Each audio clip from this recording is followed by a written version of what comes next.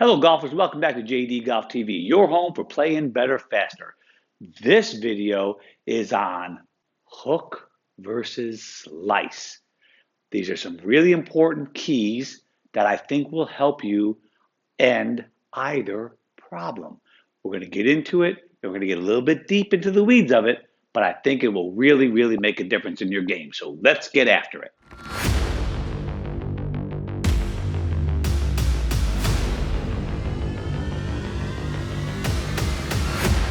I put our nice white stick down for our target line. Line to the target. I think it's pretty okay. Okay, and you may or may not know that this is inside the target line and this over here is outside. And since we are standing to the inside of the target line, holding a long stick, you're pretty much designed to be swinging the club in an arc. It orbits around your body that heads from inside the target line out to it, goes along it for a smidge, and then comes right back around again. That would be, if you will, the human way to swing a golf club. Does that make sense? But wait, we need more help. I'm hoping you already saw the law of the circle video. And this is the arc of the golf swing. And relative to the target line, a slice has the club very often going across the target line from outside to inside. Now, there could be many reasons for that. Could be you just set up that way. Could be something you do during your swing that way. Conversely, a hook, the club would be going from the inside out to the right of the target line. And a straight wall would go from the inside along and right back inside again. So you're saying, Dunigan, you're saying we're going to hit a big giant hook. Okay, fine. So if I get oriented more this way, this is my body starting to turn off to the right. The line across my shoulders and hips is going more right. As this line goes more right, the club can move on this inside path a lot. If I have my weight really forward, if I turn way back, even to the point where I can screw my right heel into the ground, there's a lot of pressure there. So that under the swing catalyst, we'd have a lot of pressure in the ball of the left foot rather, and a lot of pressure in the heel. And I've got my weight forward. These are all hook elements. When I go back on my backswing, if I can stay arranged in this fashion longer, I can hit the most out on the golf ball. So let's say that we're going to hit a hook around a tree onto a green. Okay? We're going to organize the whole machine. Now, I'm going to do this, by the way. I'm not going to change my foot alignment because I certainly could just turn sideways and that would get me there right off the get-go. All right? But it's a little bit deeper than that. It's really controlling the moving pieces reasonably in a golf swing that we're after today. Although, don't forget, just so you know, when I go to actually hit the slice, I am aiming way left because my swing tends to go toward inside out. So most hook, I got the weight forward. I'm going to keep the body turned sideways the longest. All right, let's go. I'm going to try not to alter my backswing on these two. I want you to see how organizing, how fast you open up the body, how that radically changes the path of the club. That's really what I want you to understand from today. Okay, so there we are. Most hook. So I'm back. Now on that one there, I just got the path going 15 degrees across the target line. That's a poop hook. I just hooked the poop out of it. The club path way across the target line, just as we said. We'll watch the video on that in a little bit. And I've managed to get the face angle. So here we go. I got my club path at 15, my face at 6.5, okay? And because of that giant difference between the face and the path, I got a giant 53-foot curve. Now, folks, I had to also get that club face squared up just enough to the target, not to the actual target, but left of the path in order for it to curve like that.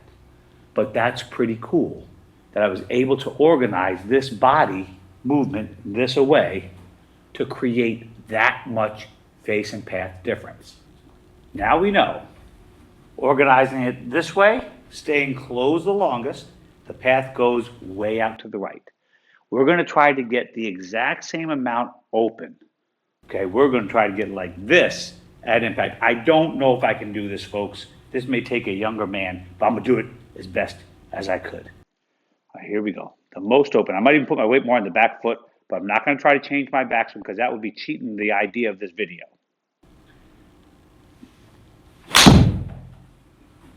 That was more on the back foot.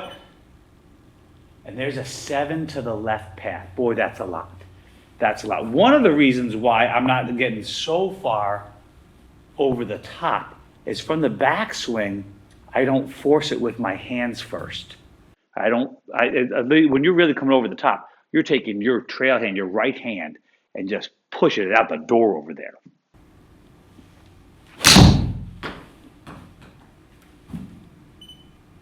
There's a 9-degree left path. This is my standard issue fade.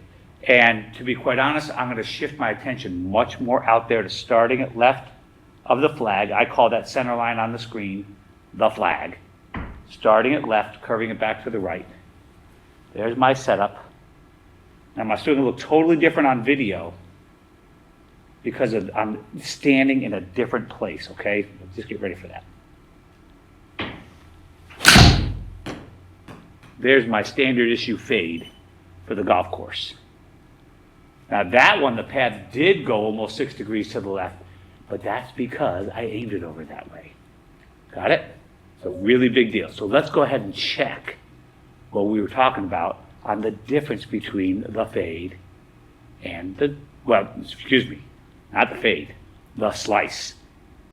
Here we have our golf swings. On the left-hand side, we have the most fade, at least that I could do. And that was a 9-degree, 8.8 degree left path.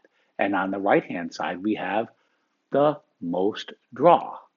And we want to take a look to see just how different these are. Let's use the overhead view because in it, I call it the poor man's 3D. And you can see a massive difference in these motions. And again, golf's a game of motion. Well, check it out. All right, there's the backswing, and I don't think those backswings are terribly different. Do you? Not terribly. I'd like to see me turn more on both of them with my torso, but hey, listen, what are we going to do? All right, slice on the left. Watch this guy go.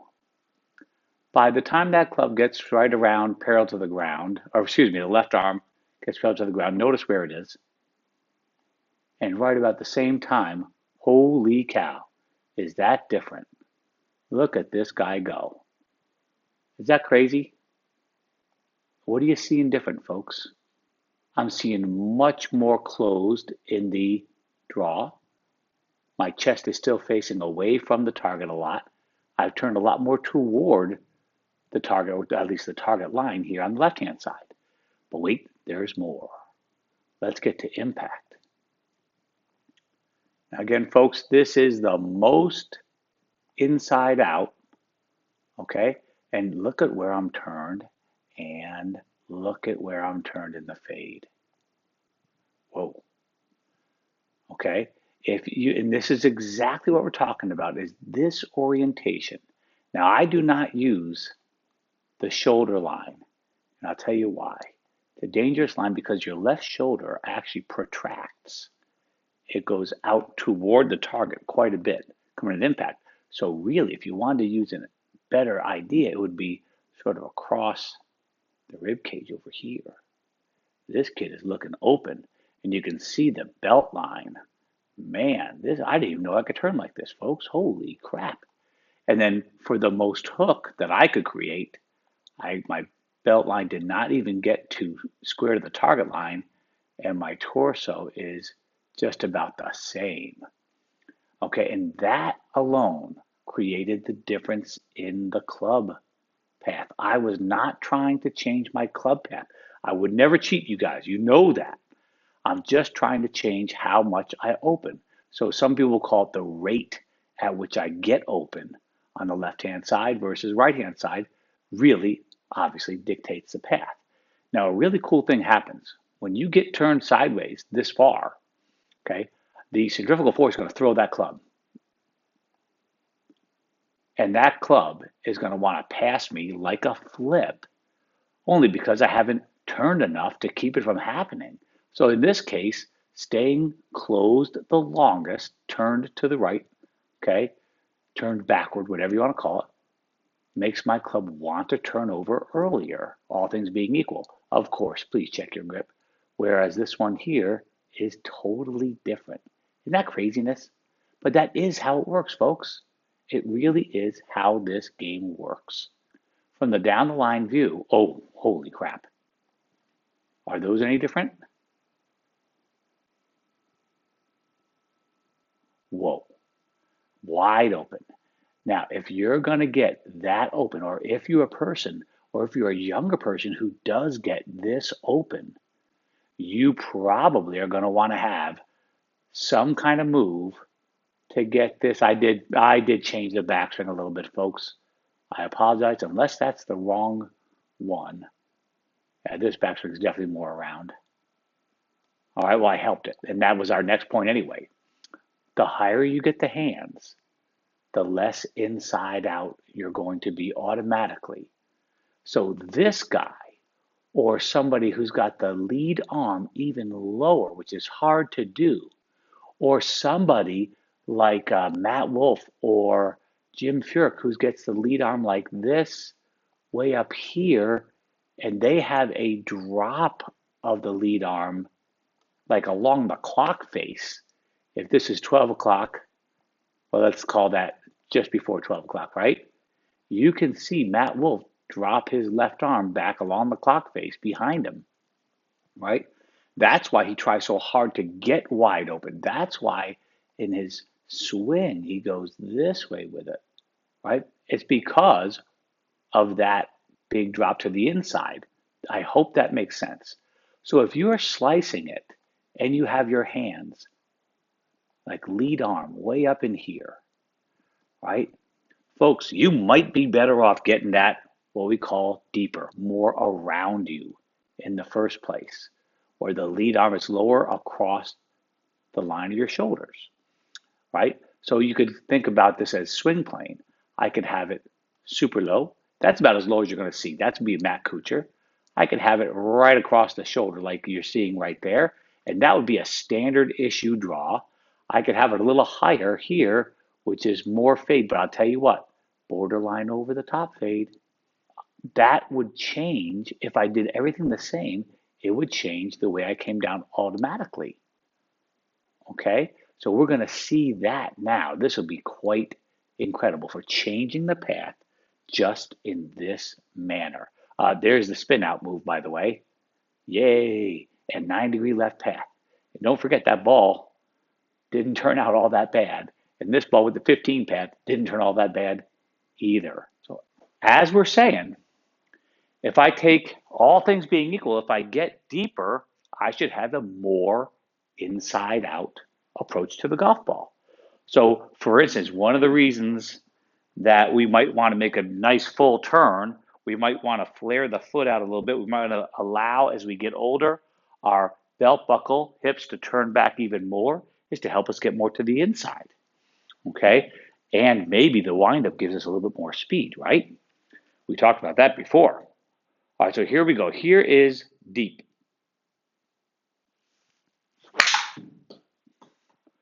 Okay, that was deep and that fat. We'll try that one again. You allow me to miss once in a while, right? Okay, interestingly, 8-degree path. Here we go, once again. All right, we're on super deep.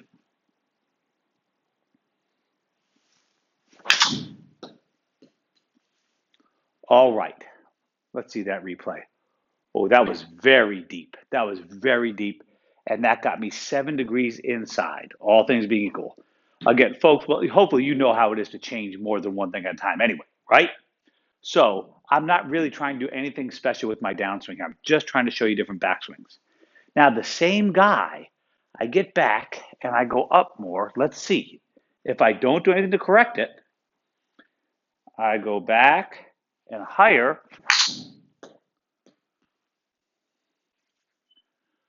The path went to 0.6, very extremely straight, but also very different just based on the top of the backswing. Okay, so now we've got a couple things. Deep, steep, we could call it that. More turn, more inside. Less turn, less inside. Okay, weight backward, more left path. Weight forward, more right path.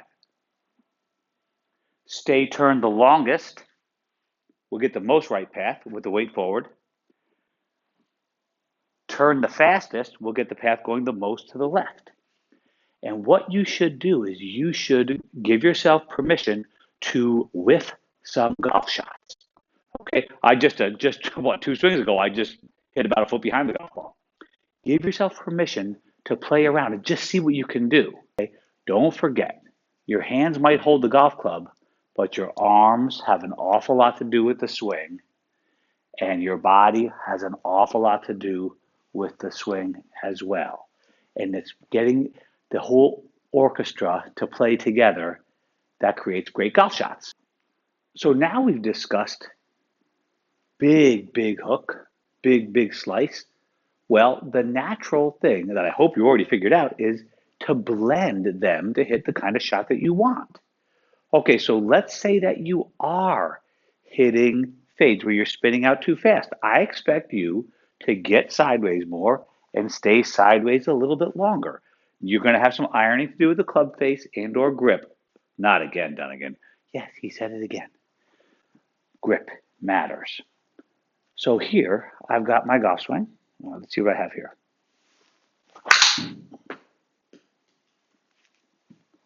All right, that might not be fair because it's so built in, but that extra path and a little push, and if I get too far inside out, I should get pushes, some good draws to the target, and some draws that go right past the target. If I wanted to straighten that path out, I wouldn't have to change the backswing. I could just lift up higher. It would be instantly straighter. Okay, I absolutely could do that. I could come back a little bit more, what I call up the Ferris wheel rather than around the merry-go-round. And that would, I blew the club face for you folks, but the path came down to 1.6. I could do that. Or I could go, you know what? I like that backswing done. It feels connected and beautiful. Let's just try to turn a little more. So here we go. So same good backswing now. I tried to turn a little bit earlier, and I got the club path to 2 degrees. Again, I'm going to have to take some time to iron out the face angle relative to that. But don't forget, look at the effort going into changing the club face. There's nothing to it, folks. Club face is easy if you have a good grip. Sick of me yet? Okay, slicing wise, I would check out pretty much in order. Can we get the weight more on the front foot? Can we get turned back bigger and stay turned longer? Okay, so I've been slicing the golf ball. I'm just going to stay a little bit more turned back, stay there longer. And look at how fast I can get that path going. There it is, back to 14 degrees. Oh, and it came right back to the target. Yeah, 14 is too much. It is. But I want you to fool around, be a little kid, and play with these things. Okay, just like I expect you to play with your grip. Your grip doesn't have to be comfortable. It has to be functionalable. There's a new word for it, it's on the SATs. And organize your body motion around the swing.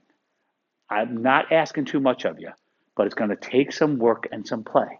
Like, oh yeah, that's all that is more draw. Oh, look at that.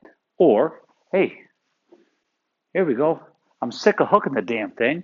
I've got to go more that way. Honest, it's that simple. Honest to goodness. You can do this. I'm telling you, you can do it. I help people do it every day. Get after it, folks.